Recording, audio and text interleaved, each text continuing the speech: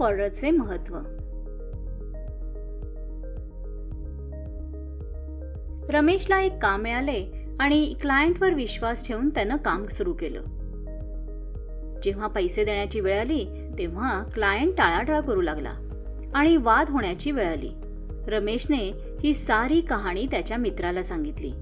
तेव्हा त्याच्या मित्राने विचारले, तू वर्क ऑर्डर बनवली होतीस का? रमेश म्हणाला, नाही.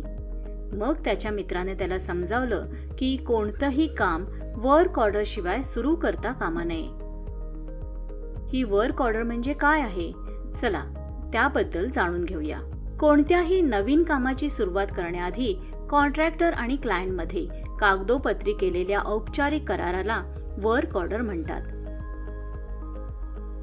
यामध्ये कामासंबंधी सर्व आवश्यक बाबी जसे की कामाची व्याप्ती, कामाचा दर, मोबदल्याचे नियम आणि अटी, काम पूर्ण करण्याचा कालावधी इत्यादी गोष्टी कागदावर लिहिल्या जातात.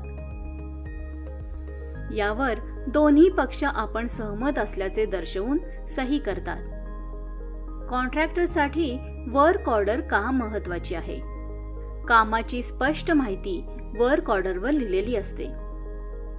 यामुळे कॉन्ट्रॅक्टर आणि क्लायंटमध्ये पारदर्शकता येते.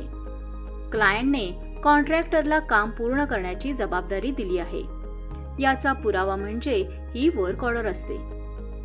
यामुळे भविष्यात येऊ शकणाऱ्या मोबदल्यासंबंधीच्या अडचणी, मतभेद टाळण्यासाठी किंवा त्यातून मार्ग काढण्यासाठी मदत होते.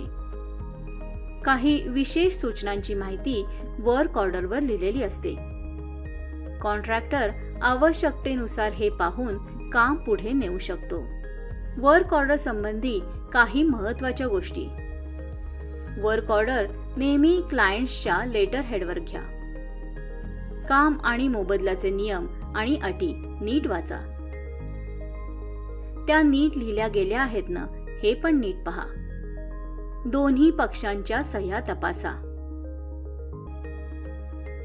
आता रमेश वर्क ऑर्डर शिवाय कधीही काम करणार नाही.